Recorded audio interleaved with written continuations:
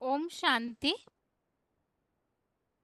भगवत गीता श्लोक क्लास में आज का श्लोक है 14वें अध्याय का 13वां श्लोक, अध्याय 14 का श्लोक नंबर 13। श्लोक है,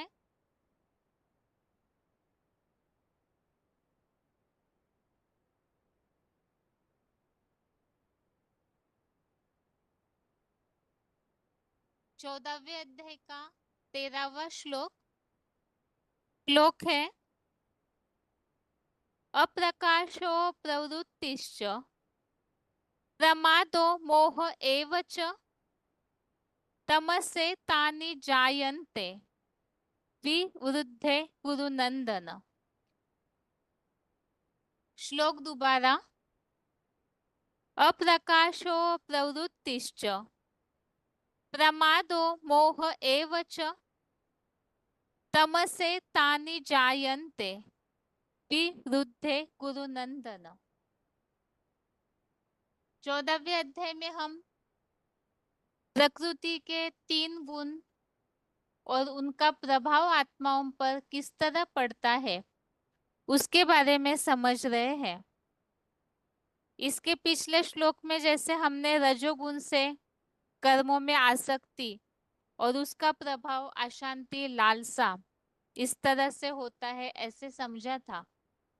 आज के इस श्लोक में तमोगुण का प्रभाव, अरुचि, लापरवाही, अज्ञान, अंधकार और दैहिक और मानसिक लगाव किस तरह उत्पन्न होता है उसके बारे में समझाया है।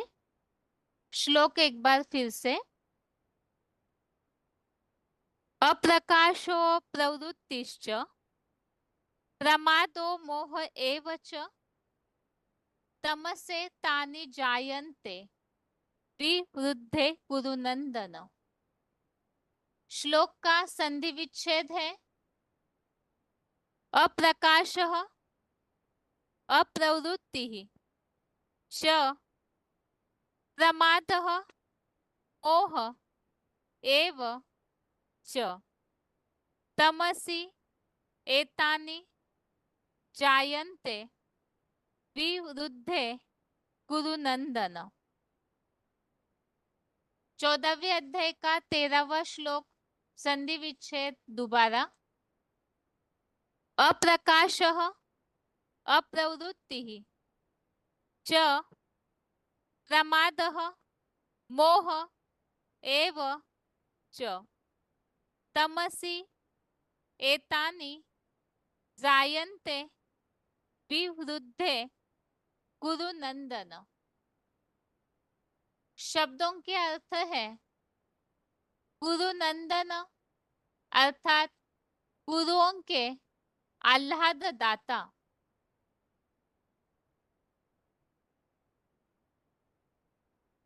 तमसी अर्थात तमोगुण, विवृद्धे अर्थात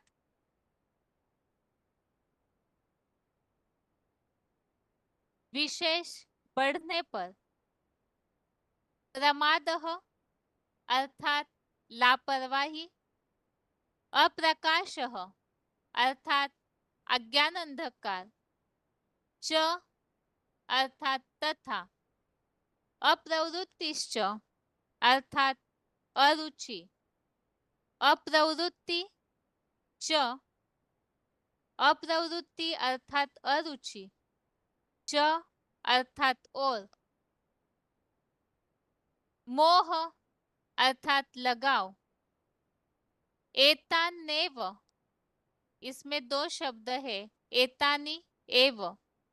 एतानी अर्थात ये सब, एव अर्थात ही, जायन्ते अर्थात उत्पन्न होते हैं। शब्दों के अर्थ दोबारा, कुरु नंदन अर्थात गुरुओं के भी आह्लाद दाता, तमसी अर्थात तमोगुण, विवृद्धे अर्थात विशेष बढ़ने पर, प्रमादः अर्थात लापरवाही। अप्रकाशः अर्थात अज्ञान अंधकार। च अर्थात तथा। अप्रवृत्तिश्च, इसमें दो शब्द है, अप्रवृत्ति च। अप्रवृत्ति अर्थात अरुचि, च अर्थात और। मोह अर्थात लगाव। एतान्नेव, इसमें दो शब्द है, एतानी एव। एतानी अर्थात ये सब, एव अर्थात ही। जायन्ते अर्थात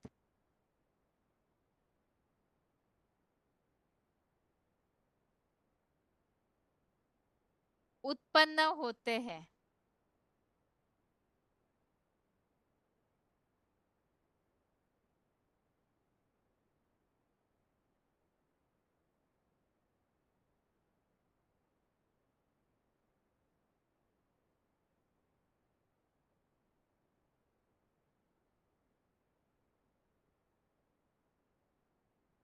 श्लोक का अर्थ है,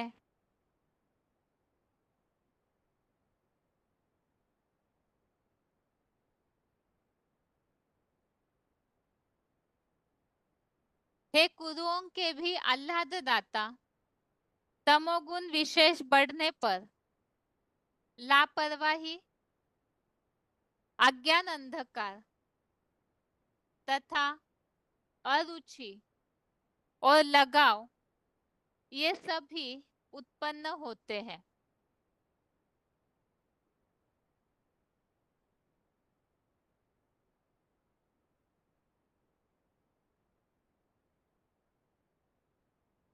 श्लोकों में जैसे कि हम पिछले कुछ श्लोकों से इस बात को समझ रहे हैं, प्रकृति के द्वारा उत्पन्न हुए तीन गुण,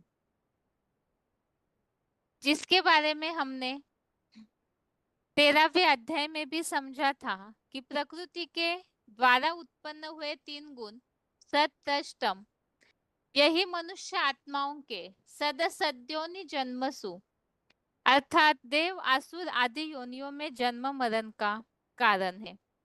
और जैसे कि हमने 13वें अध्याय में इन बातों को समझा था, आत्मा जो है वो प्रकृति के तीन गुणों को भोगती है।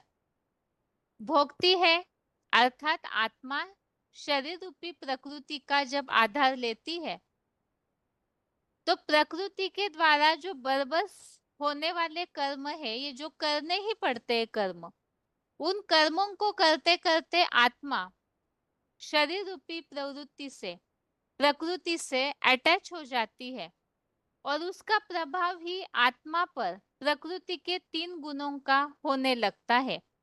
जो अटैचमेंट जो है वही आत्माओं को जन्म मरण के चक्र में लाने के लिए बांध देती है।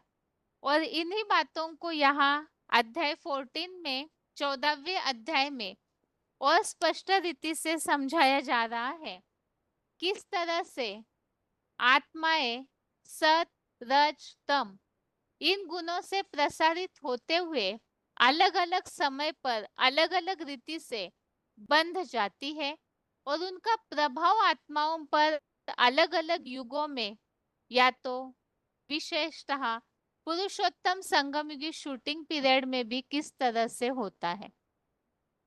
इन्हीं बातों को हम यहाँ पिछले कुछ श्लोकों से समझ रहे हैं।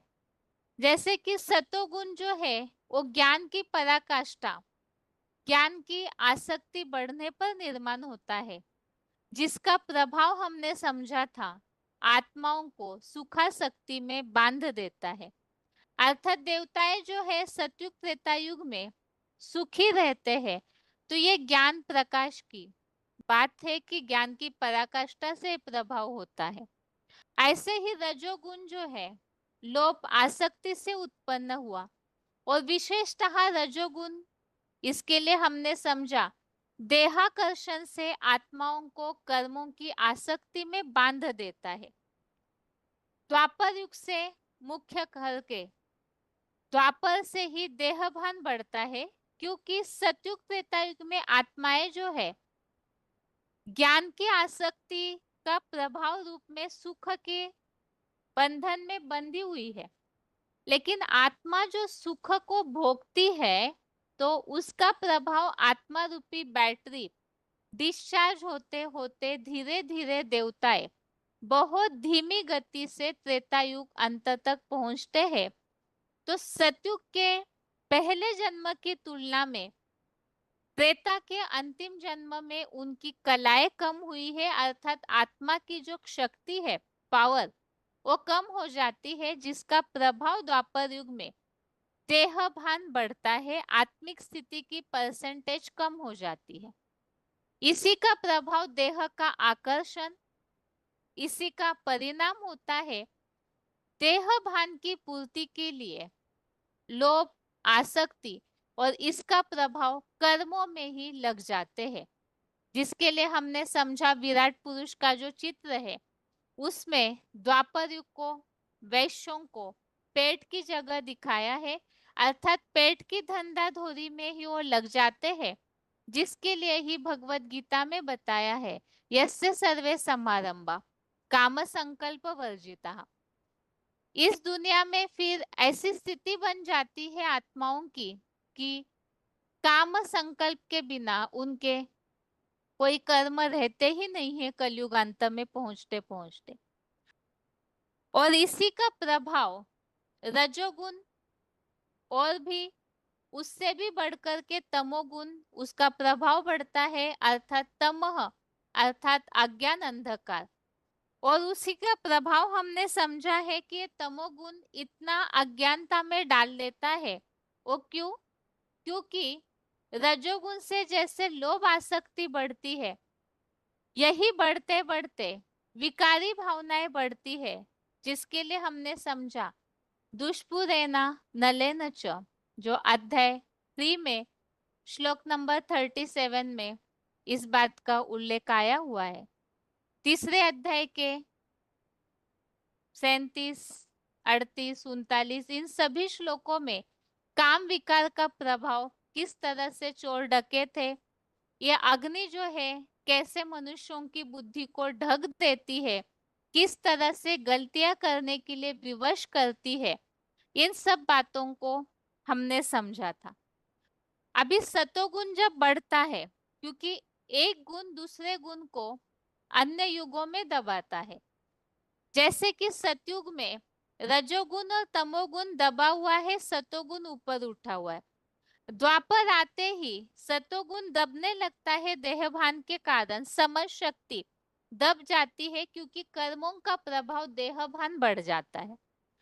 और कलयुग में पहुंचते पहुंचते ऐसी प्रक्रिया हो जाती है, रजोगुण और सतोगुण दब के तमोगुण अर्थात अज्ञानता जो है वो बढ़ जाती है। विकारी भावनाओं के कारण ये जो सात्विकता है वो दब जाती है। इसी का प्रभाव फिर नई दुनिया आना है, सतोगुण बढ़ना है। तो इसका तरीका भी भगवत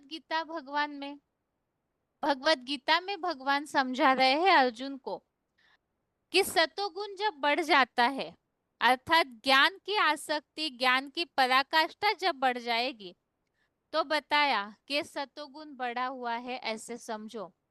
तो ज्ञान प्रकाश अर्थात ज्ञान की पराकाष्ठा को बढ़ाना है।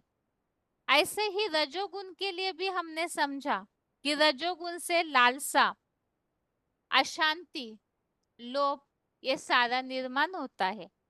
और आज के श्लोक में तमोगुण का प्रभाव बताया है। तो इन सब बातों से यहाँ भगवत गीता जो है ज्ञान को दर्पण कहा है। तो इस दर्पण के द्वारा हर एक मनुष्य आत्मा अपने स्वयं की चेकिंग या अपना जो चेहरा है, अपने स्वभाव संस्कारों को इस ज्ञान के द्वारा देख सकते हैं कि हम किस स्थिति में हैं। तो तमोगुण की बातें, तमोगुण की निशानियां इस श्लोक में बताई है। लापरवाही, लापरवाही कब आती है? जब बुद्धि में बेसमझी होती है, ऐसा अज्ञान अंधकार छा जाता है कि वो मनुष्य आत्माओं को आलस, अलवेलापन, लापरवाही, निद्रा में बांध देता है, जिससे ही गलतियां भी करना शुरू करते हैं। और बताया अरुचि, और साथ में अटैचमेंट लगाओ। अर्थात ही कलयुग में तमोगुण की अज्ञानता के कारण संकुचित भावना बढ़ जाती है। अपने देह के प्रति, देह के संबंध, देह के पदार्थों के प्रति जो अटैचमेंट है, वो मनुष्य आत्माओं को संकुचित भी बना देता है। ये तो आज के श्लोक का जो सिंपल अर्थ है वो हमने समझा। अभी किस तरह से तमोगुण बढ़ने पर अरुचि किसमें आती है, अज्ञान अंधकार निर्माण होने का कारण क्या है, और अटैचमेंट कैसे निर्माण होता है, और किस तरह से आत्माओं से पाप कराता है तमोगुण अर्थात अज्ञानता, इसके बारे में क्लैरिफिकेशन वाले अर्थ में समझाया हुआ है। क्लैरिफिकेशन सहित अर्थ है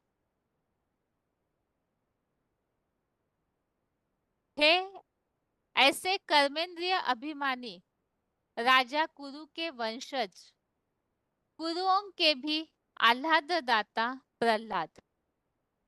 यहाँ कुरु नंदन के रूप में शब्द का उल्लेख है और उसी का अर्थ बताया। कर्मेंद्रिय अभिमानी राजा कुरु, कुरु का अर्थ हमने पहले कुछ पॉइंट्स में, पहले अध्याय में भी समझा है। कुरु अर्थात करो, कर्म करो। तो राजा कुरु के वंशज, जो राजा कुरु है वो कर्मेंद्रिय अभिमानी है, और उनके वंशज वो कुरुओं के भी आह्लाददाता प्रहलाद। अब इसे पॉइंट के द्वारा ही हम आगे समझेंगे ही कुरु नंदन किनके लिए कहा हुआ है। कलयुग में तमोगुण विशेष बढ़ने पर श्रेष्ठ कर्मों में ही लापरवाही से जीवन मार्ग में घना अज्ञान अंधकार तथा कल्याण कृत्यों में अरुचि और स्वदेह संबंधियों और पदार्थों में विशेष दैहिक और मानसिक लगाव, ये सब अवगुण तामसी पापी कलयुग में ही उत्पन्न होते हैं।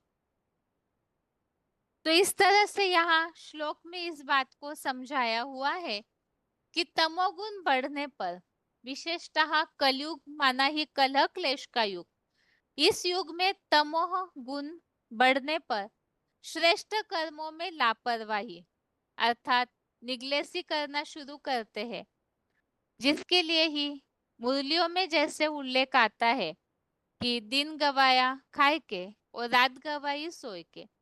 ऐसी लापरवाही निर्माण हो जाती है कि दिन तो दिन भी वेस्ट करते हैं कलयुग में। देहभान इतना रहता है कि मनोरंजन में ही अपना समय गवाते हैं। उसके कारण अच्छे कर्मों में लापरवाही, निगलेसी करना शुरू करते हैं। इच्छा नहीं होती है, मन नहीं लगता है, ये जो बातें बताई जाती है ये सारी ही तमोगुण की निशानियां हैं। और इसके कारण जीवन मार्ग में घना अज्ञान अंधकार, क्योंकि श्रेष्ठ कर्म करेंगे नहीं तो पुण्य का पलड़ा भी कम होता जाता है। इसके कारण अज्ञान का अंधकार और बढ़ता है।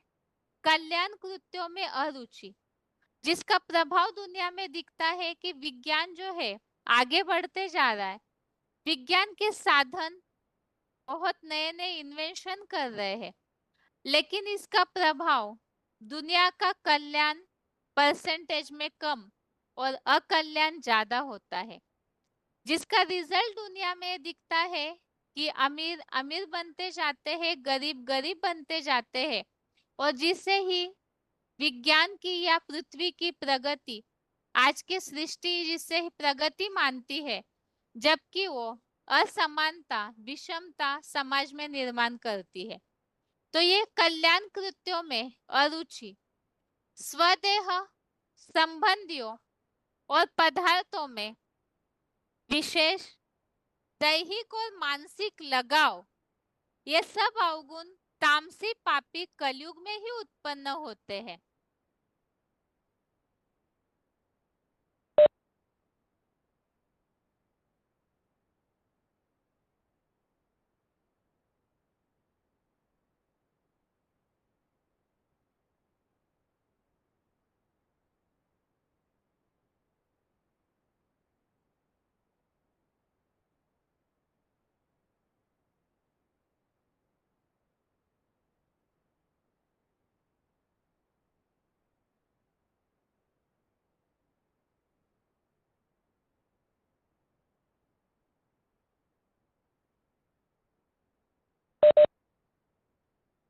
तो इस तरह से श्लोक में हमने समझा तमोगुण की निशानियां क्या दिखने में आती है।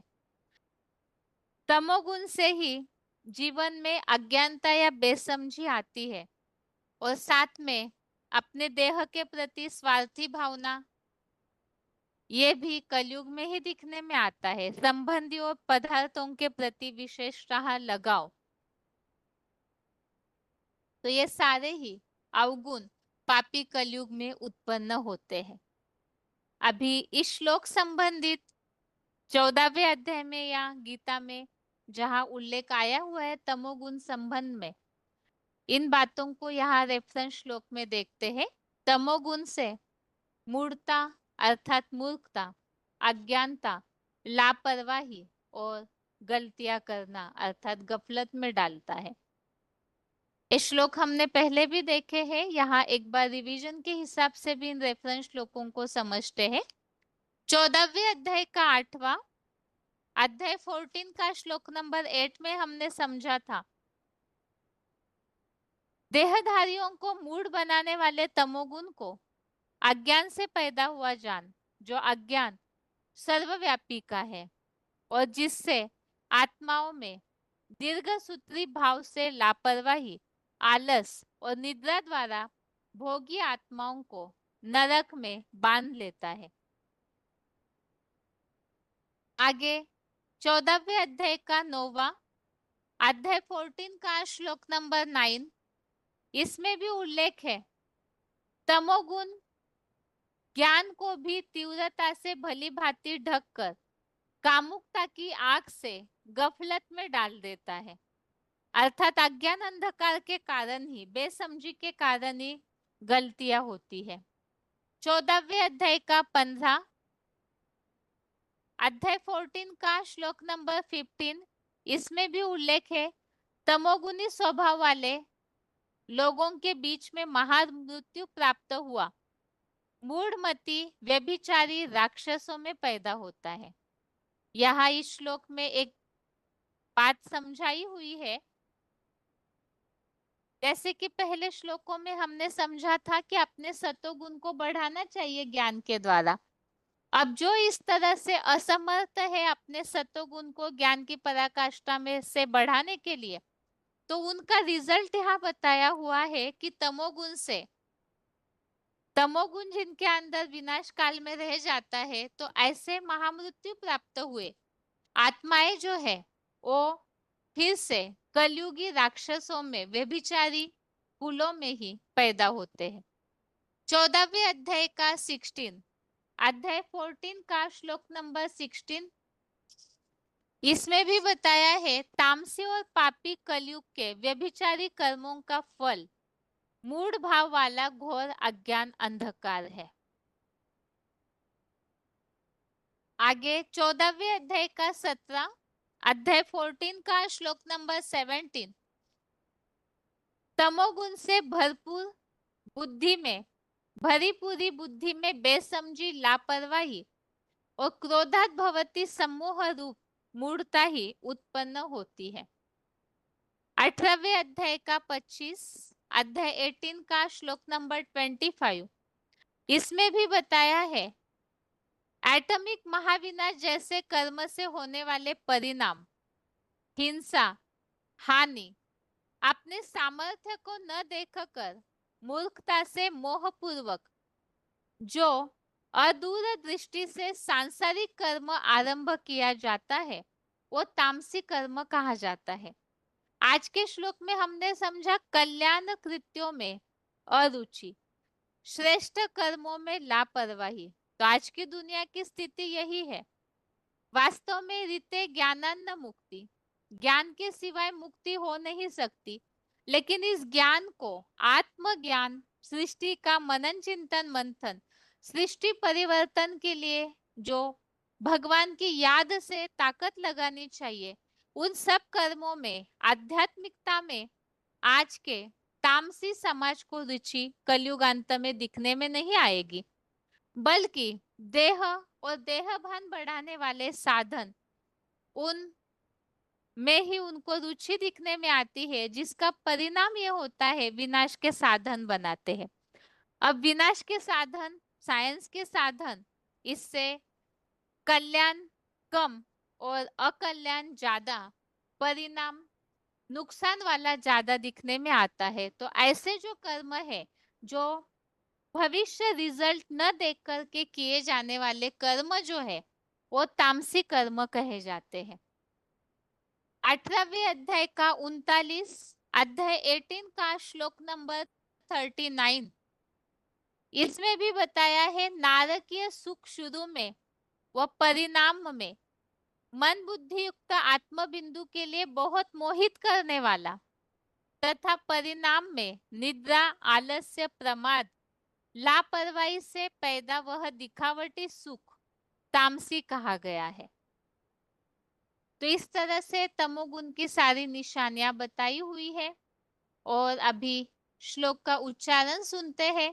उसके बाद कलयुग अंत में सृष्टि पर तमोगुण का प्रभाव प्रैक्टिकल में कैसे दिखने में आता है, उसे पॉइंट्स के द्वारा समझेंगे। पहले है श्लोक का उच्चारण। प्रकाशो प्रवृत्तिश्च प्रमादो मोह एव च तमस्येतानि जायन्ते विवृद्धे कुरु नन्दन। हे ऐसे कर्मेंद्रिय अभिमानी राजा कुरु के वंशज, कुरुओं के भी आह्लाद दाता प्रहलाद, कलियुग में तमोगुण विशेष बढ़ने पर श्रेष्ठ कर्मों में ही लापरवाही से जीवन मार्ग में घना अज्ञानांधकार, कल्याण कृत्यों में अरुचि और स्वदेह व संबंधियों और पदार्थों में विशेष दैहिक अथवा मानसिक लगाव, ये सब अवगुण तामसी पापी कलियुग में ही उत्पन्न होते हैं।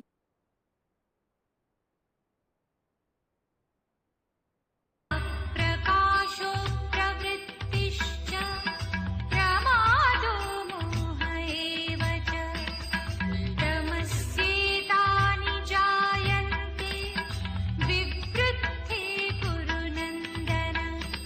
हे ऐसे कर्मेंद्रिय अभिमानी राजा कुरु के वंशज, कुरुओं के भी आह्लाद दाता प्रहलाद, कलियुग में तमोगुण विशेष बढ़ने पर श्रेष्ठ कर्मों में ही लापरवाही से जीवन मार्ग में घना अज्ञानांधकार, कल्याण कृत्यों में अरुचि और स्वदेह व संबंधियों और पदार्थों में विशेष दैहिक अथवा मानसिक लगाव, ये सब अवगुण तामसी पापी कलियुग में ही उत्पन्न होते हैं।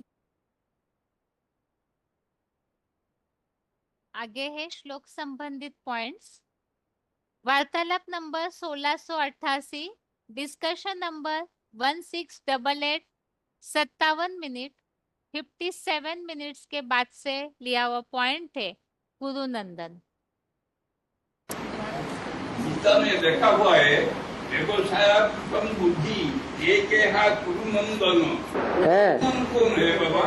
कुरु। कुरु माने करने वाला, नंदन माने बच्चा, नंद माना खुशी देने वाला। जब बच्चा पैदा होता है तो माँ बाप को खुशी देता है कि नहीं, तो उसको नंदन कहा जाता है। कुरु नंदन का मतलब, कुरु माने करने वाले। करने वाले जो हैं वो आत्माएं हैं या शरीर के साथ करती हैं? शरीर के साथ करती, करने वाली आत्मा है या शरीर है? लेकिन जो देह अभिमानी होते थे वो अपन को समझते हैं कि हम सब कुछ करने वाले, हम ही भगवान हैं, हम ही स्वर्ग के रचयिता हैं, हम ही सब कुछ हैं। तो जो अपन को ही सब कुछ मानते हैं वो है कुरु, और कुरु की औलाद है वो कौरव। जो कुरु के रास्ते पर चले, जो कुरु के रास्ते पर नहीं चले, पंडा के रास्ते पर चले, वो हुए पांडव। तो कुरुनंदन भी कहा गया है क्योंकि जो पंडा है, पांडव, वो किसके बच्चे थे? पांडु पुत्र थे। जो पांडु थे वो किसके बच्चे थे? हैं? शांतनु का बच्चा था। जब शांतनु है तो नो शांति, ये शादी करो, वो शादी करो, वो शादी करो, बिना शादी के जिंदगी नहीं। तो देवान हुआ ना, तो ये देवान की औलाद हो गई। जो देवान की औलाद होते हैं वो समझते हैं हम ही दुनिया को सब कुछ करने वाले हैं। उनको कहा गया है कुरु। कुरु की औलाद वो हुए कौरव। पांडव पांडे की औलाद, उनको कहा जाता है कुरुनंदन। वो पांडव भी कुरुनंदन है और कौरव भी उस हिसाब से कुरुनंदन है, क्योंकि सबका बापों का बाप तो वो ही शांतनु।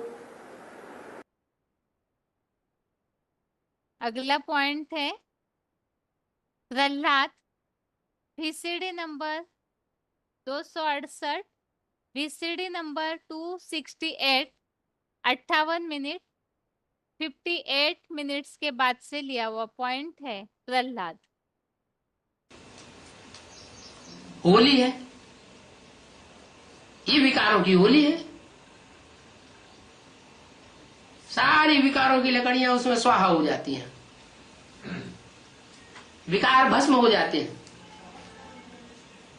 आत्मा रूपी प्रहलाद साबुत बचता है। माने जिन्होंने अपने को आत्म की स्थिति में धारण कर लिया, इस संसार में जब होलिका की आग लगेगी और विकारों की भी आग लगेगी तो वो बच्चे बचेंगे जो आत्म की स्थिति में स्थिर हुए होंगे, जिनका नाम दिया है शास्त्रों में प्रहलाद। आह्लाद माना खुश होने वाले, प्रहलाद माना जिन्होंने प्रकट रूप से संसार को आह्लाद माने प्रसन्नता दी है। जो आत्म की स्थिति में स्थिर होते हैं वो ही दूसरों को रूहानियत से प्रसन्नता देते हैं। जो देवान में स्थित होते हैं वो दूसरों को दुख देते हैं। तो संगम युग की सारी बातें हैं। अगला पॉइंट है VCD number 1431, VCD number 1431, 38 minute 38 minutes के बाद से लिया हुआ पॉइंट है श्रेष्ठ कर्मों में लापरवाही से जीवन मार्ग में घना अज्ञान अंधकार। सत्युग में अच्छा ही कर्म होता है। क्या होता है अच्छे से अच्छा कर्म? वहां आत्म की स्थिति में सदैव रहते हैं, उससे प्रकृति का वातावरण भी सुधरा हुआ रहता है। प्रकृति सारी की सारी सतो प्रधान बनकर रहती है। वहां तुम्हारी कर्मेंद्रियों से कोई भी विकर्म नहीं बनेगा, क्योंकि वहां रावण ही नहीं है, वहां देवान ही नहीं है। देवान से ही सारे पाप बनते हैं, देवान से ही विकार आते हैं।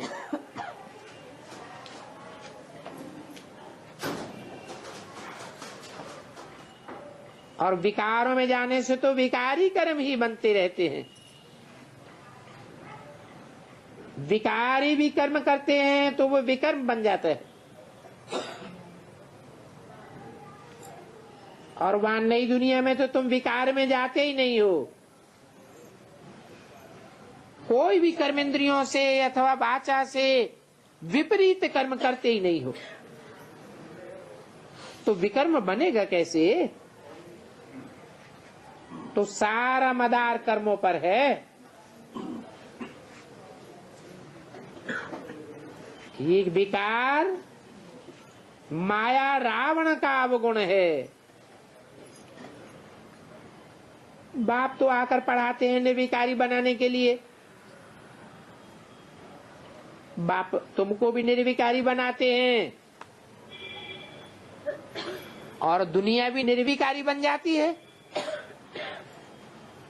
माया फिर विकारी बनाई देती है और दुनिया भी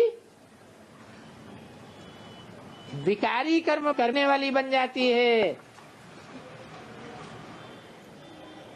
बहुत गिरते हैं, गिरते गिरते एकदम चट खाते में चले जाते। अच्छे अच्छे सेंटर्स के हेड होकर रहते हुए भी अधमते अधम गति में चले जाते हैं। ऐसों का भी बाप को उद्धार करना पड़ता है। और अधम तो सभी हैं, क्योंकि रावण के राज्य में हैं, परंतु बाप बचाते हैं, फिर गिरते हैं। बाप की मेहनत बर्बाद कर देते हैं, तो फिर अधम ते अधम बनते जाते हैं।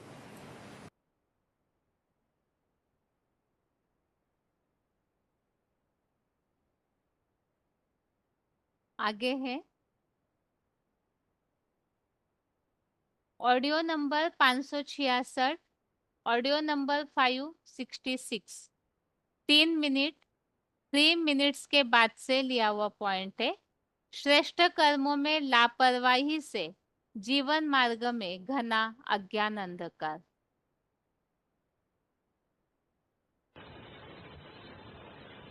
रिकॉर्ड चला है, तूने रात गवाई सोए के और दिवस गवाया खाए।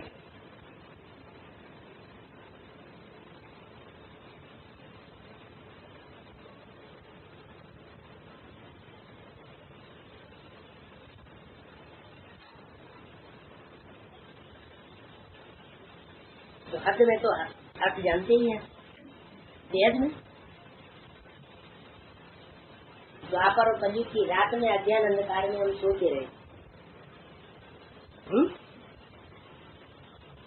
सोते रहे ना, क्योंकि हमें ज्ञान ही नहीं था, असलियत का पता ही नहीं था, ज्ञान सूर्य हमारे सामने था ही नहीं, तो अंधेरे में थे, गुरुओं ने अंधेरे में डाला, तो सोते रहे। अब अमृत वेला शुरू हुआ है। अमृत वेला शुरू होता है तो ज्ञान सूर्य प्रत्यक्ष होता है। तो अब इंद्रियां जो है वो अपनी पराकाष्ठा में पहुंच गई। इंद्रियां क्या चाहती है? दिन शुरू तो हो रहा है, अमृत वेला तो शुरू हो रहा है, लेकिन इंद्रियां क्या चाहती है? भोग चाहती। दिवस गवाया खाए थे। इंद्रियों के अपने अपने भोजन होते हैं। आंख का भोजन क्या है?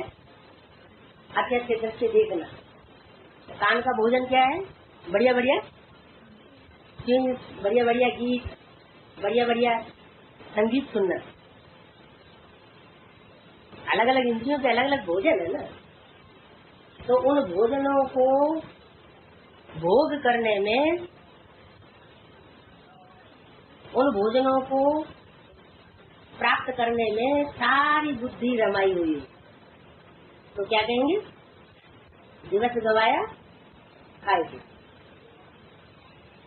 और मनुआ जीवन अमोल है, कौड़ी बदले जाए। हे मन, ये अमोल जीवन है। कौन सा जीवन? जो मनु की हम औलाद बने, मनुष्य। इस एक ही जन्म में मनुष्य बनते हैं और बाकी जन्मों में खाना पीना सोना जैसे जानवर करते हैं, वैसे हम भी क्या करते हैं? हम भी खाना पीना और सोना करते हैं, तो दूसरा कोई काम करते हैं। पहचान ही नहीं होती, तो घड़ी देखने जल्दी क्या पहचान ही नहीं होती। और यहाँ पहचान तो हुई, लेकिन मनुष्य की इंद्रियां सबसे जागती होती है। तो उन जागती से जागती इंद्रियों से जागती भोग करने की जो विद्या है, हवस, वो इस जन्म में लगी हुई है। टाइम वेस्ट होता जा रहा है। ये जो अमूल्य जीवन है मनुष्य जीवन, ऐसे तो शास्त्रों में भी कहा गया है कि 84 लाख योनियों में भ्रमण करने के बाद एक जन्म मनुष्य का मिलता है। लेकिन ऐसी बात नहीं है, 84 लाख योनियों में भ्रमण होता ही नहीं। मनुष्य ऐसे जिंदगी जीता है जैसे 84 लाख योनियां जीती रहती। बाकी ये आखिरी जन्म में हम आकर के मनन चिंतन करने योग्य मनुष्य बनते हैं।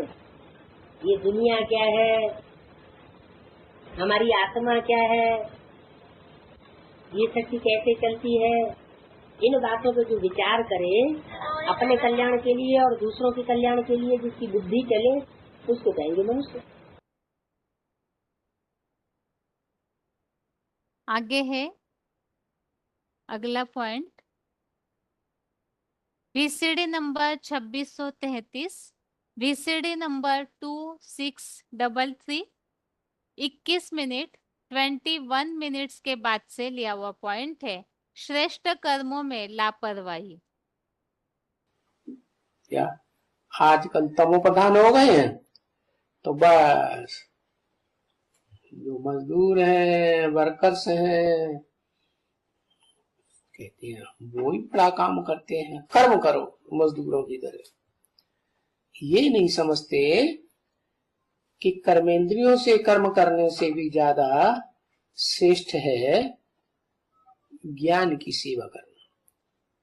और ज्ञान भी कौन सा? जो भगवान ने सुनाया।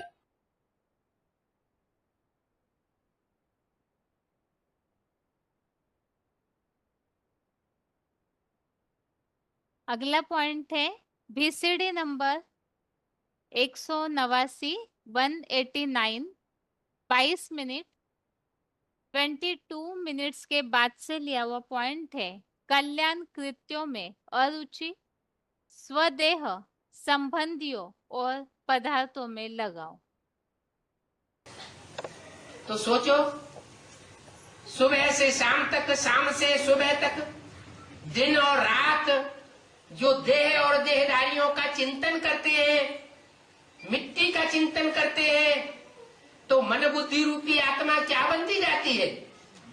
मिट्टी बनती जाती है।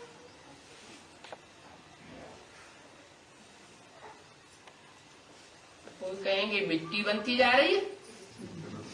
अरे दुनिया इतनी आगे जा रही है, बुद्धि इतनी मनुष्य की तीखी हो रही है, क्या क्या नई चीजें निकलती चली जा रही है। लोग देख देख करके चमत्कृत होते जा रहे हैं। अभी विदेशों में एक कार निकली है जो आसमान में भी उड़ती है, सड़क पर भी दौड़ती है। कार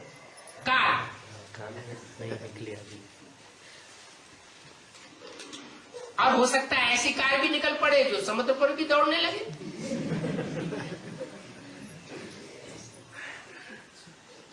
तो चमत्कारों की इंतहा हो रही है।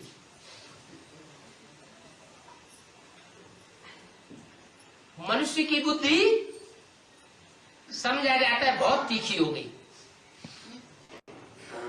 लेकिन तीक्ष्ण बुद्धि होना एक अलग बात और सात्विक बुद्धि होना एक अलग बात।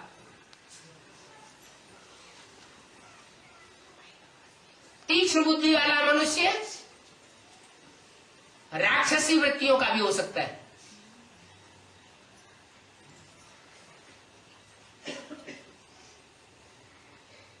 तो संसार की गति मनुष्यों के हिसाब से आसुरी दुनिया की तरफ जा रही है, तामसी बनती जा रही है। आज का मनुष्य जिस तीखी बुद्धि के आधार पर जो जो कार्य करता जा रहा है, वो प्राप्ति परसेंटेज के हिसाब से देखी जाए तो दुनिया के बहुत थोड़े लोगों को प्राप्त हो रही है। ये बड़े बड़े एरोप्लेन बन रहे हैं,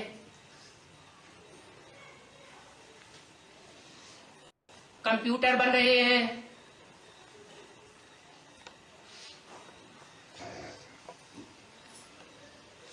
और न जाने क्या क्या चीजें बन रही हैं। इन चीजों से दुनिया के कितने परसेंटेज लोग लाभ उठा पा रहे हैं? ना के बराबर। तो सात्विक बुद्धि हुई या तामसी बुद्धि हुई? तामसी बुद्धि हुई। दुनिया की हालत आज ऐसी हो गई है,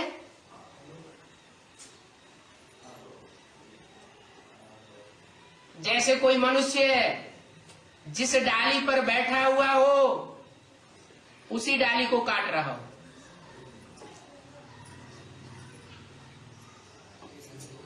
ईर्ष्या देश भरी बुद्धि, ऐसी तामसी बुद्धि ऐसे भयानक अस्त्र शस्त्र तैयार कर चुकी है जिससे थोड़े ही समय में सारी दुनिया नष्ट हो सकती है। उसी दुनिया में रह रहे हैं और उसी दुनिया को नष्ट करने के लिए सामान तैयार कर रहे हैं। उस सामान से जनरल पब्लिक का क्या फायदा हो रहा है? फायदा हो रहा है कि भय बढ़ रहा है।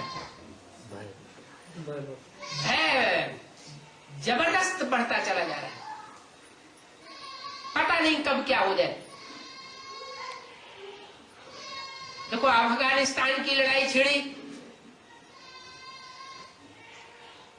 तो दुनिया में कैसे कैसे भय के वाइब्रेशन फैल गए थे। इराक की लड़ाई छिड़ी, कैसा कैसा भयभीत बनाने वाला वातावरण दुनिया का बनने लगा।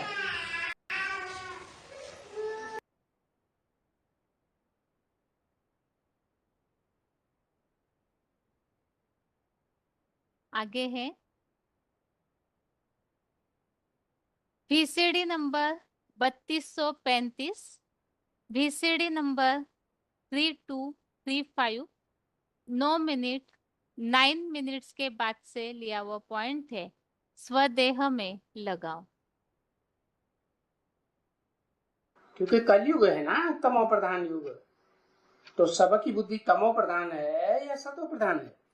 सतो प्रधान तो हो ही नहीं सकती। तमो प्रधान बुद्धि दूसरों की सेवा करेगी कि अपने स्वार्थ में ही लगी रहेगी? स्वार्थ के पोषण लगी रहेगी।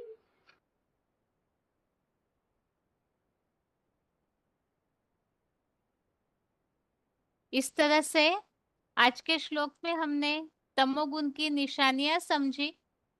तमोगुण का प्रभाव आत्माओं पर सबसे पहले तो लापरवाही और जीवन में अज्ञान अंधकार छाया हुआ रहता है, और ऐसे अज्ञानता के कारण ही विनाश के साधन बनाते हैं। तो कल्याण के कार्य करे, इस दुनिया का परिवर्तन हो, इस तरह के कोई भी कार्यों में उन्हें रुचि नहीं रहती है, तो विनाश के ही साधन बनाते रहते हैं। इसके अलावा अपने देह के प्रति अर्थात स्वदेह के प्रति स्वार्थ भावना युक्त लगाव, ऐसे ही देह के पदार्थ, देह के संबंधों के प्रति भी देहभान के कारण ऐसे अटैचमेंट होता है, दैहिक या मानसिक, जिसका प्रभाव बताया। ये सारे अवगुण जो है तमोगुण की निशानी है, जो कि मनुष्य आत्माओं से पाप कराते हैं। अभी आगे 11वें अध्याय की रिवीजन। 11वें अध्याय का रिवीजन के लिए श्लोक है 33, श्लोक नंबर अध्याय 11 का 33 आज के रिवीजन के लिए। और विराट रूप के टॉपिक में हम काफी सारी बातों को समझ रहे हैं। अभी तक के श्लोकों में रिवीजन में भी समझा है कि विराट रूप जो है भक्ति मार्ग में जिस तरह से समझा गया है, तो ऐसे कोई आसमान को छूने वाला रूप होने की बात नहीं है, बल्कि भगवान जब प्रत्यक्ष होते हैं तो जिस मनुष्य सृष्टि के पिता बीज के द्वारा परम पिता शिव प्रत्यक्ष होते हैं साकार में, तो उनका वो जो रूप है, उनका कार्य, उनकी जो स्टेज है, वो आसमान को छूने वाली ऊंचाई जैसे होती है, इसीलिए ऐसा रूप दिखाया है।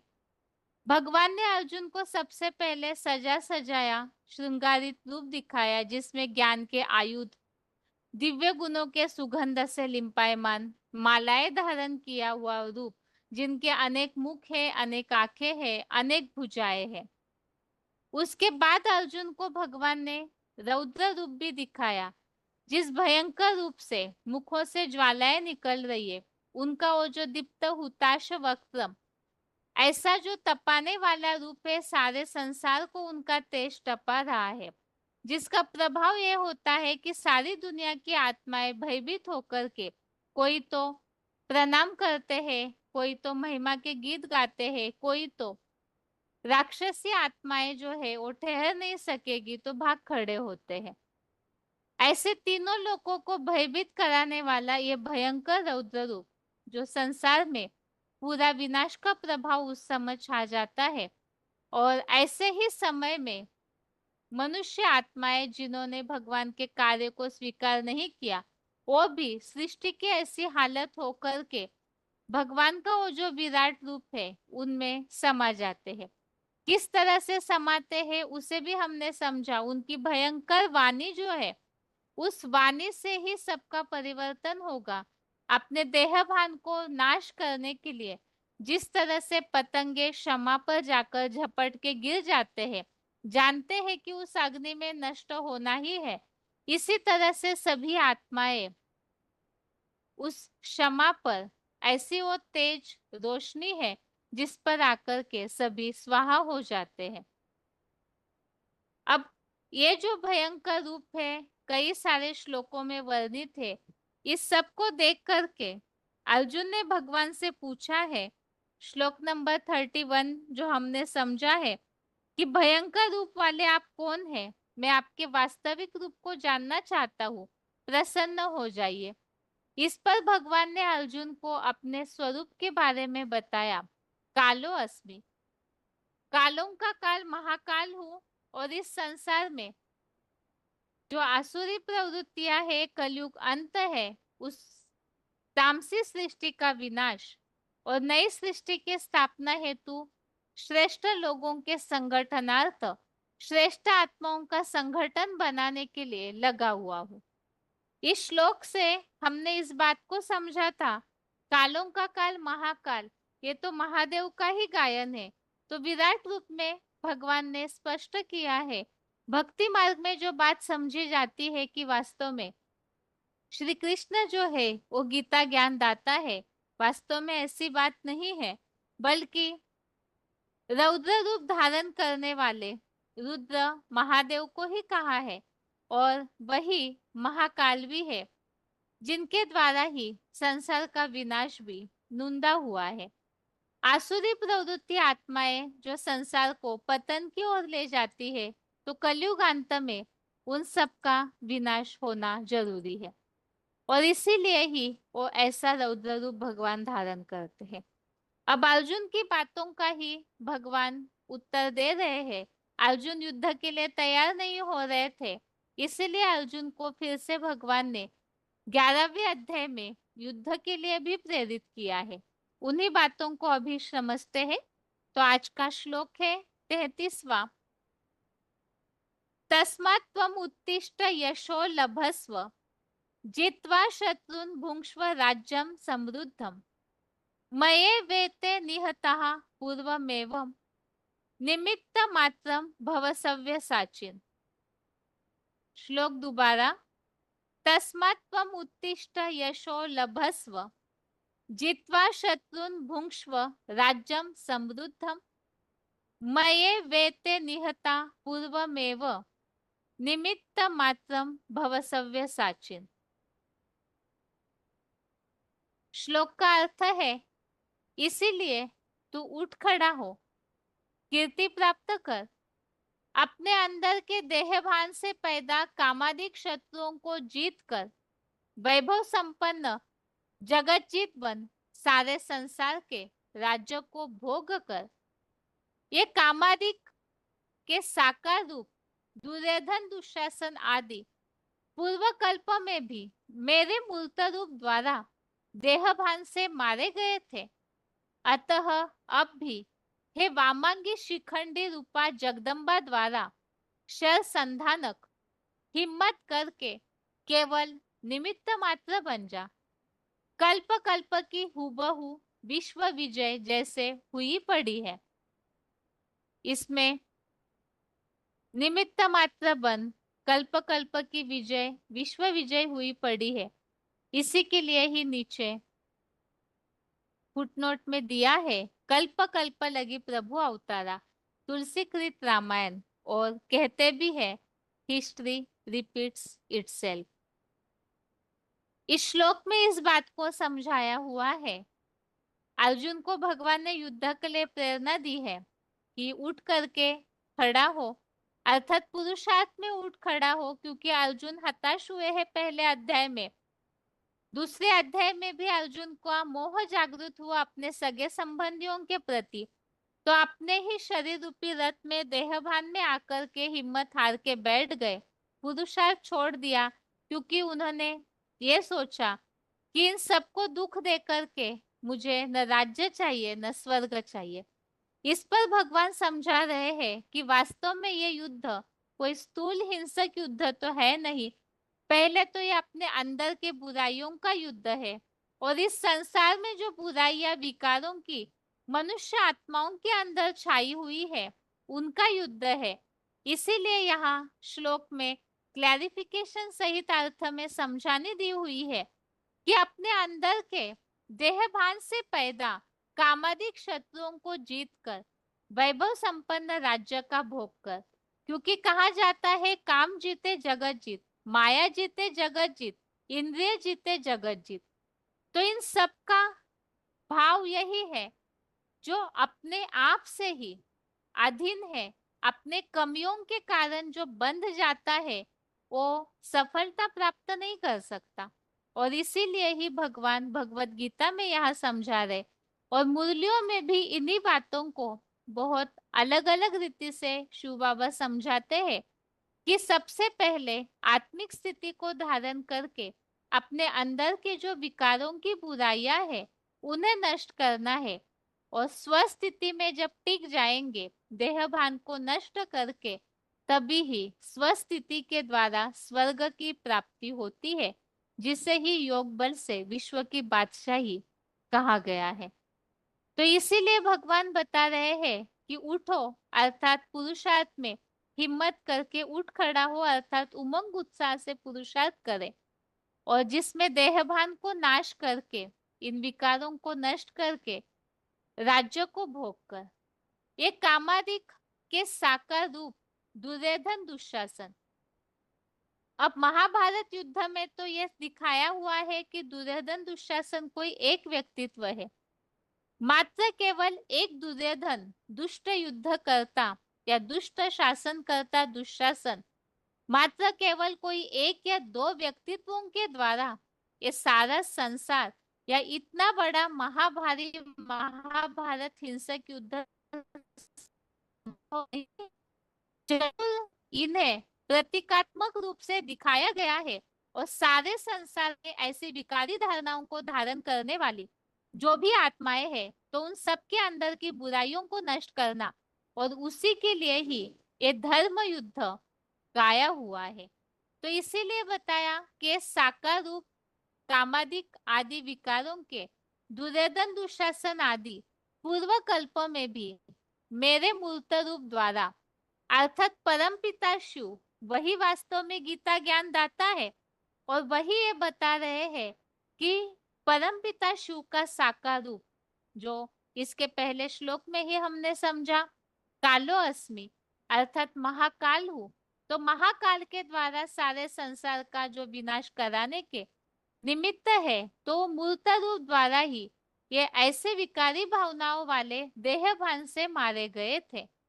और अब भी, अर्थात वर्तमान इस पुरुषोत्तम संगम युग में कलयुग अंत में भी शिखंडी रूपा जगदम्बा द्वारा शरसंधानक, क्योंकि शक्तियों के द्वारा ही असुरों का संहार गाया हुआ है, चाहे देव असुर संग्राम हो, चाहे रामायण का युद्ध हो, चाहे महाभारत युद्ध हो। भक्ति मार्ग में भी शक्तियों को असुरों को संहार करते हुए दिखाया जाता है। इसीलिए ही यहाँ भी शिखंडी के रूप में जो महाभारत में दिखाया है, अर्जुन के रथ पर जब शिखंडी को सवार किया, तभी ही महाभारत युद्ध के जो सबसे वीर योद्धा थे पितामह भीष्म, अर्जुन उन्हें ज्ञान बाणों से हरा पाए। तो इसीलिए यहाँ बताया जगदम्बा द्वारा शर संधानक हिम्मत करके केवल निमित्त मात्र बन जा, कल्प कल्प की हूबहू विश्व विजय हुई पड़ी है। क्योंकि कल्प कल्प की विजय कैसे हुई है? क्योंकि सारा युद्ध जो है अर्जुन तो केवल निमित्त है, करण करावन हार। इस सृष्टि पर जो भी ईश्वरीय सेवा होती है, ये जो बुराइयों का अंत होता है, वो सारा कराने वाले तो परम पिता ही है। इसीलिए बताया निमित्त मात्र बन जा, क्योंकि कल्प कल्प लगी प्रभु अवतारा और वही परम पिता कल्प कल्प इस सृष्टि पर आकर के यदा यदा हि धर्मस्य ग्लानिर्भवति भारत, इस श्लोक के अनुसार परित्राणाय साधूनाम विनाशाय च दुष्कृताम, तो ऐसे दुष्टों का विनाश करते हैं। इसी के लिए यहाँ बताया हिस्ट्री रिपीट्स इटसेल्फ। यहाँ जो श्लोक में उल्लेख आया हुआ है अर्जुन को पुरुषार्थ के लिए भगवान उमंग दे रहे हैं, इसी बात का उल्लेख दूसरे अध्याय के 37 अध्याय 2 का श्लोक नंबर 37 में भी आया हुआ है। हौसले से लड़ते लड़ते मौत पाई तो स्वर्ग पाएगा, अथवा जीत कर देवासुर आत्माओं की सारी धरनी को भोगेगा। इसीलिए ही गेट वे टू हेवन महाभारी महाभारत युद्ध के लिए निश्चय कर उठ खड़ा हो। विश्व विजय तेरा ही जन्म सिद्ध अधिकार है। तो इस श्लोक में भगवान ने अर्जुन को यही बात समझाई है, हतो वा प्राप्स्यसि स्वर्गम जित्वा वा भोक्ष्यसे महिम तस्मात् उत्तिष्ठ कौन्तेय युद्धाय कृत निश्चय। तो भगवान ने अर्जुन को यहाँ भी यही बात समझाई है, मौत पाई तो भी स्वर्ग मिलेगा, जीत जाएगा तो इस धरनी को भोगेगा। इसलिए पुरुषार्थ छोड़ना नहीं चाहिए। पुरुषार्थ का जो उमंग उत्साह है वो कम नहीं होना चाहिए, क्योंकि विजय हुई पड़ी है। अभी इसी श्लोक संबंधित आगे पॉइंट समझते हैं। भगवान अर्जुन से किस कार्य के लिए निमित्त मात्र बनने के लिए बोलते हैं?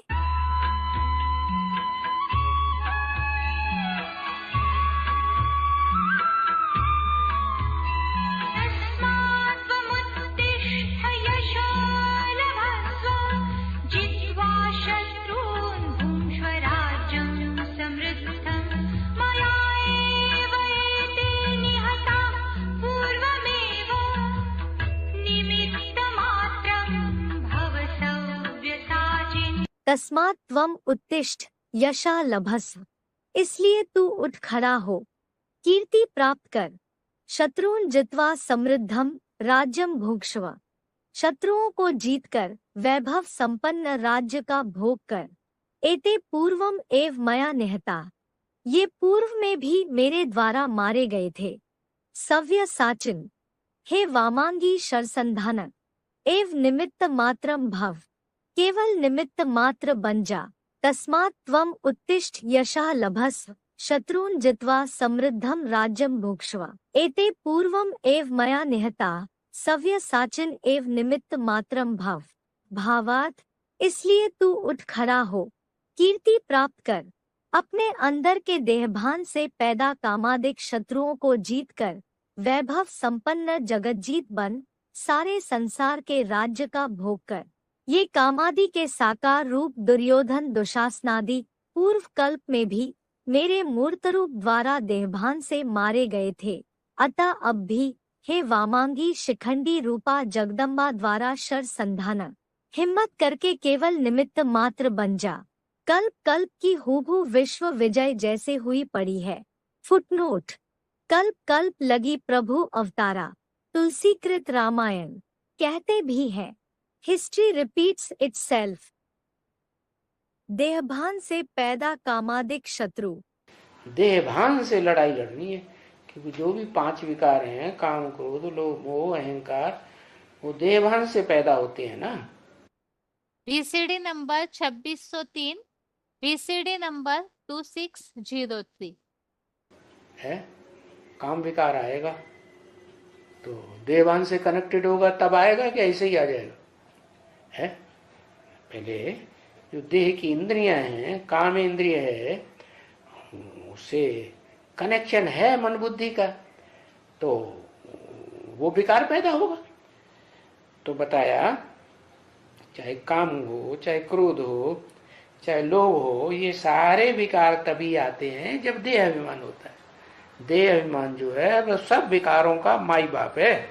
कामादिक शत्रुओं को जीतकर जगत जीत बन। तो बाबा ने तरीका बताया क्या? VCD नंबर 2455, VCD नंबर 2455 ने तरीका बताया क्या है? अगर हार नहीं खानी है इस दुनिया में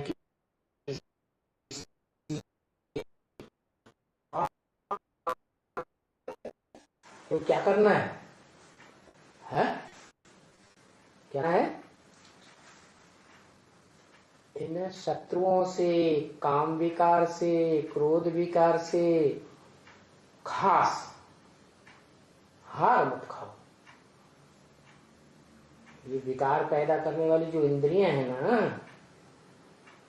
वो हार खिलाती है। इसलिए गायन है, इंद्रिय जीते जगत जीत। क्या? इंद्रियों को जीतेंगे तो जगत। कौन सी खास इंद्रियों को? काम, ये है बड़ा डकैत है, और बड़े डकैत का कोई बड़ा सहयोगी भी होगा, वो है क्रोध। तो ये काम एष क्रोध एष रजोगुण समुद्भव, ये रजोगुण से पैदा होते हैं। और रजोगुण जो है वो कर्मों में प्रवृत्त कराई देता है। माने जो कर्म इंद्रियां हैं, जिन्हें भ्रष्ट इंद्रियां कहते हैं, वो भ्रष्ट कर्मों में प्रवृत्त कराई देता है। तो बोला इन भूतों को, किन भूतों को क्या नाम लिया? अरे किन भूतों की बात बताई? काम, क्रोध, इन भूतों को अच्छी तरह से जीतना है। कामादि के साकार रूप दुर्योधन दुशासनादि। नाम क्या रखा है? दुह, दुष्ट। और योद्धन माना युद्ध करने वाला, दुष्ट युद्ध करने वाला। विकारों का भी युद्ध करेंगे तो कैसे करेंगे? हाथ पांव बांध करके रख देंगे।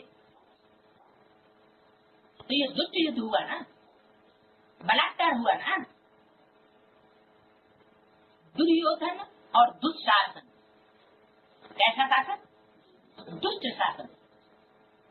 जो ईश्वरीय शासन होना चाहिए वैसा शासन नहीं।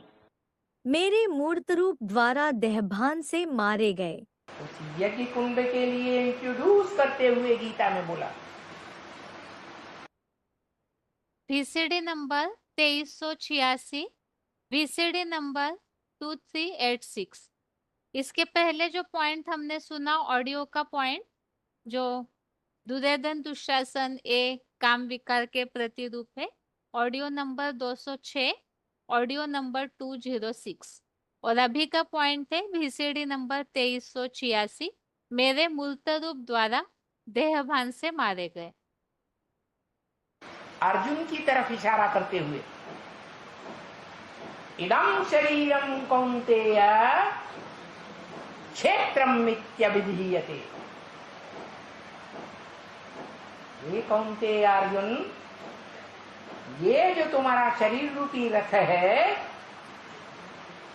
ये क्षेत्र है, धर्म क्षेत्र है, कर्म क्षेत्र है, धर्म युद्ध का क्षेत्र है, कर्म युद्ध का क्षेत्र है। ऐसा क्षेत्र है, क्षेत्र माने खेत जहां लड़ाई लड़ी जाए, ऐसा धर्म युद्ध का क्षेत्र है जिस यज्ञ कुंड में सारी दुनिया को स्वाहा होना है। नहीं समझा? मनुष्य शक्ति में एक भी प्राणी मात्र नहीं बचेगा जो इस यज्ञ कुंड में अपन को लीन न कर दे, स्वाहा न कर दे। स्व माने आत्मा, हाँ? और आत्मा ही चली गई तो कुछ रह गया है? नहीं है, सारा देहभान खत्म हो गया, कुछ रहा ही नहीं। तो हाँ,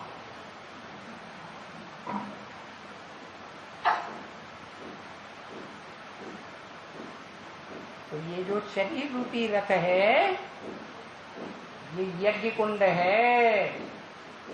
शिखंडी रूपा जगदम्बा। महाभारत में शिखंडी का पाठ वार्तालाप नंबर 751, डिस्कशन नंबर 751।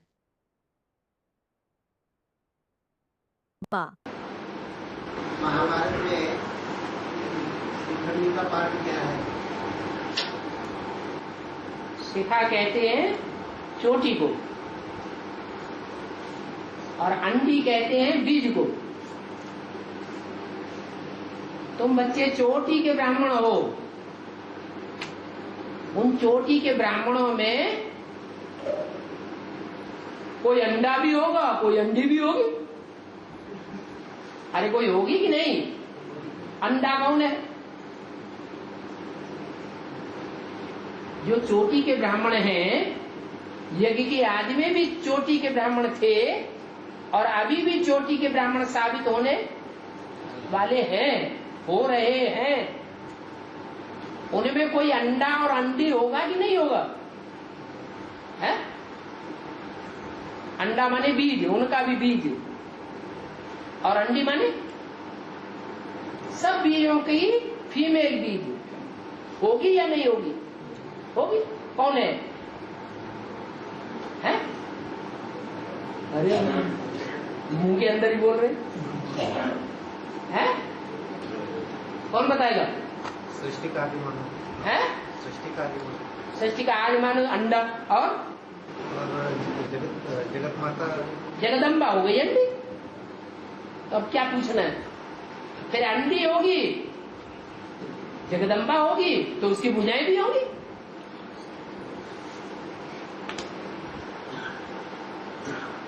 तो शिखा की अंडी कही गई। शिखा माने चोटी, और चोटी के ब्राह्मणों में जो अंडी है उसकी भुजाएं भी है, सब शिखंडी है। उनके कर्मों से ही साबित हो जाएगा ब्राह्मण दुनिया में ये अंडी होते हुए भी ये अंडा का पार्ट बजाने वाली। क्योंकि रुद्रमाला के मणके हैं कि नहीं है? पुरुष चोला है कि नहीं है? नहीं है, फिर भी तरह पुरुष चोले जैसे। वामांगी शरसंधानक।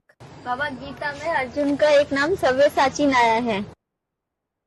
वार्तालाप नंबर 1789, डिस्कशन नंबर 1789।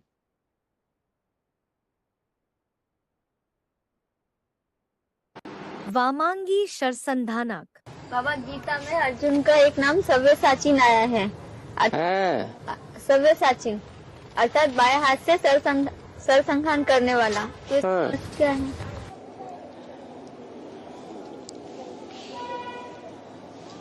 उनका जो बायां हाथ कौन है?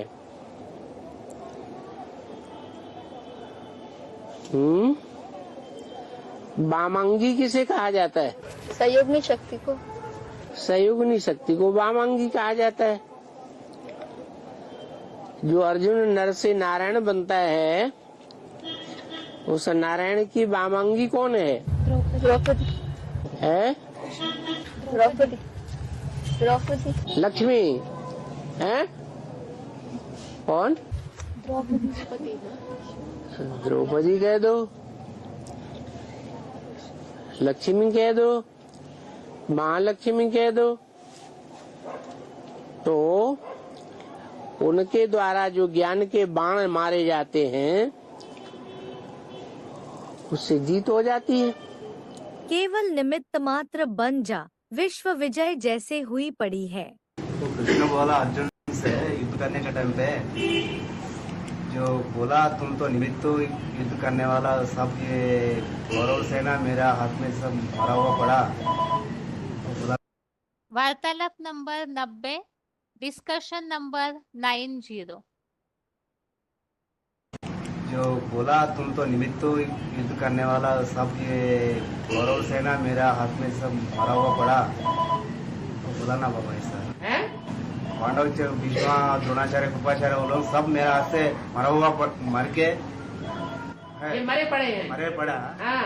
खाली निमित्त से युद्ध करने का है, बोला ना निमित्त मात्र बन जाओ, ऐसा तुम्हें कुछ बोला। नहीं करना है, हाँ, सब किया हुआ पड़ा है। हाँ ऐसा बोला ना। हाँ, इसका मतलब क्या है? इसका मतलब ये है कि जो बाबा बोलता जाए वो करते जाओ, हमें कुछ नहीं करना है, सब हुआ पड़ा है। यज्ञ के आदि में भी जिसने ऐसा समझा वो ही कुछ आगे बढ़ सका। अंत में भी ऐसे ही होता है, जो निश्चय बुद्धि है वो विजयते हो जाते हैं, और जो अनिश्चय बुद्धि होते हैं उनको अहंकार आता है कि हम करने वाले हैं। तो जो हम करने वाले हैं, मैं करने वाला हूं, मैंपन जहां आ गया वहीं हार हो जाती है।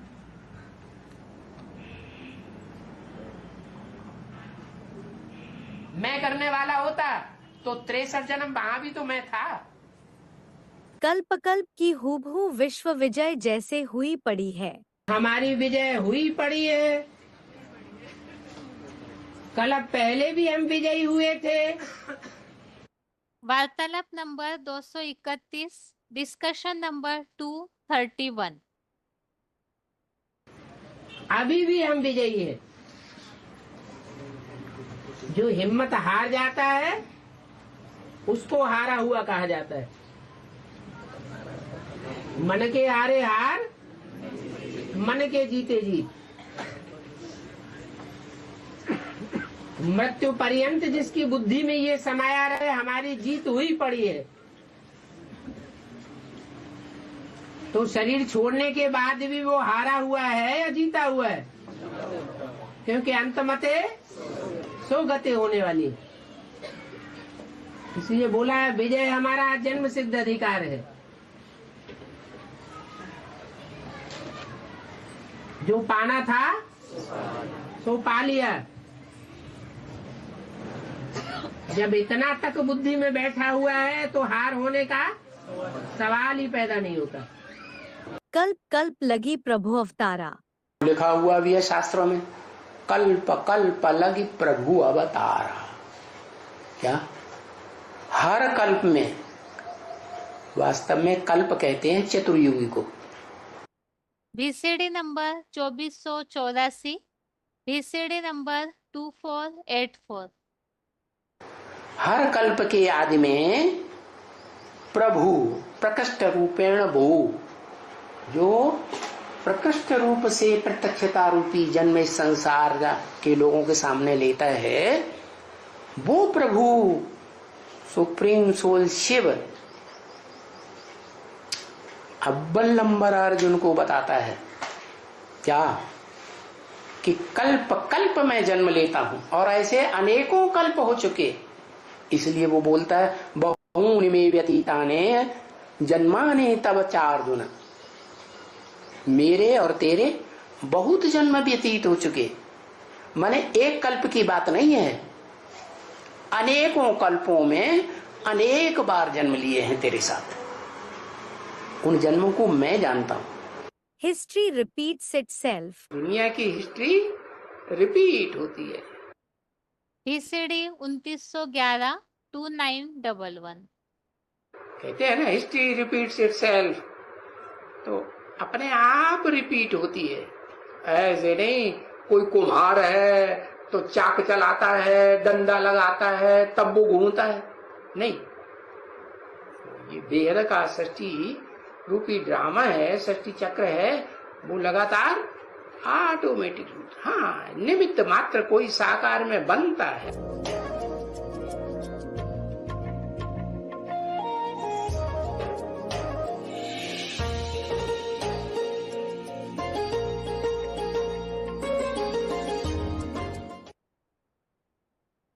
अभी आज के श्लोक को एक बार रिवाइज करके आज का क्लास पूरा करते हैं।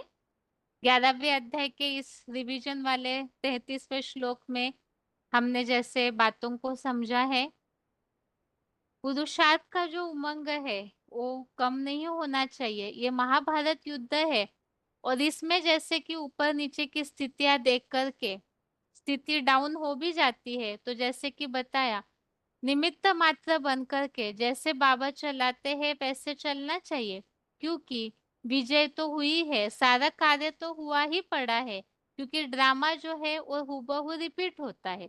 तो केवल निमित्त मात्र बन करके जो पुरुषार्थ करने के लिए बताया हुआ है, मुरलियों में जो डायरेक्शन दिया हुआ है वो करते जाना है। और इसके अलावा हमने समझा जगदम्बा द्वारा शर संधानक अर्थात उनके द्वारा ही किस तरह से संहार होता है वो भी बताया। और इसके अलावा दुर्योधन दुशासन वो किस तरह से प्रैक्टिकल में इस संसार में प्रतिरूप है इन विकारी भावनाओं के, उसके लिए भी बताया कि इन सब का भी विनाश मूर्त रूप द्वारा ही होता है। अभी आगे आज के श्लोक को एक बार रिवाइज करते हैं। 14वें अध्याय का 13वां अध्याय 14 का श्लोक नंबर 13 श्लोक है, अप्रकाशो प्रवृत्तिश्च प्रमादो मोह एव च तमसे तानि जायन्ते विवृद्धे कुरुनंदन। श्लोक दोबारा, अप्रकाशो प्रवृत्तिश्च प्रमादो मोह एव च तमसे तानि जायन्ते विवृद्धे कुरुनंदन। अर्थात ऐसे कर्मेंद्रिय अभिमानी राजा कुरु के वंशज कुरुओं के भी आह्लाददाता प्रहलाद कलयुग में तमोगुण विशेष बढ़ने पर श्रेष्ठ कर्मों में ही लापरवाही से जीवन मार्ग में घना अज्ञान अंधकार तथा कल्याण कृत्यों में अरुचि और स्वदेह संबंधियों और पदार्थों में विशेष दैहिक अथवा मानसिक लगाव, ये सब अवगुण तामसी पापी कलयुग में ही उत्पन्न होते हैं। तो तमोगुण की निशानियां यहाँ बताई हुई है। श्रेष्ठ कर्मों के प्रति लापरवाही, परिणाम स्वरूप जीवन में अज्ञान अंधकार, कल्याण कृत्यों में अरुचि अर्थात ज्ञान हो, ज्ञान के द्वारा जो ईश्वरीय सेवाएं है उसके प्रति ऐसी आत्माओं को रुचि नहीं होगी, इंटरेस्ट नहीं होगा, और स्वार्थी भावना, साथ में अपने स्व रथ से लगे हुए संबंधी और पदार्थ उनके प्रति अटैचमेंट, सारे जो अवगुण है वो कलयुग में दिखने में आते हैं। तो तामसी अवस्था, यहाँ हम दो प्रकार से बातों को समझ रहे। शूटिंग पीरियड में भी तमो प्रधान अवस्था की निशानियां किस तरह से दिखने में आएगी वो भी बताया, और ब्रॉड ड्रामा के हिसाब से कलयुगांत में सृष्टि में किस तरह से अवगुण भर जाते हैं उन्हें भी इस श्लोक के द्वारा समझा जा सकता है। अभी तमोगुण का कनेक्शन किस तरह से मूढ़ता, मूर्खता, अज्ञान और लापरवाही और गफलतें होती है, इन सब के लिए हमने रेफरेंस श्लोक भी समझे। 14वें अध्याय का 8वां अध्याय 14 का श्लोक नंबर 8, इसमें तमोगुण का प्रभाव लापरवाही, आलस्य, निद्रा और मनुष्य आत्माओं को विशेषता मूढ़ बनाता है। अगला रेफरेंस श्लोक है 14वें अध्याय का 9वां, ये तमोगुण से गफलत में डाल देता है कामुकता की आग से। 14वें अध्याय का 15 श्लोक नंबर 15, इसमें भी तमोगुण स्वभाव वाला महामृत्यु प्राप्त करके मूढ़मती राक्षसों में पैदा होता है।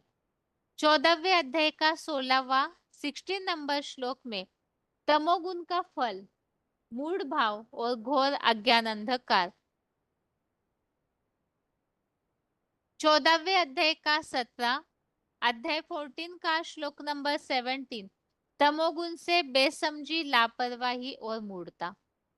18वें अध्याय का 25 अध्याय 18 का श्लोक नंबर 25 इसमें भी तमोगुण की निशानियां बताई है कि ऐसे कार्यों का आरंभ करते हैं, दूरदृष्टि रखते नहीं, परिणाम की चिंता करते नहीं और दुखदायी कर्म करते हैं।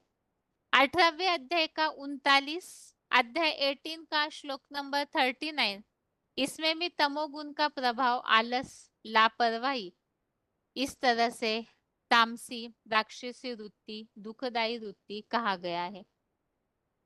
आज के क्लास में हमने 2 श्लोक समझे। एक तो विराट रूप के वर्णन में भगवान किस तरह से अर्जुन को निमित्त मात्र बनने के लिए कह रहे हैं, और 14वें अध्याय के 13वें श्लोक में तमोगुण का प्रभाव मनुष्य आत्माओं पे क्या दिखने में आता है उसे समझा। और इसके साथ ही आज के लिए गीता क्लास यहाँ ही पूरा करते हैं। ओम शांति।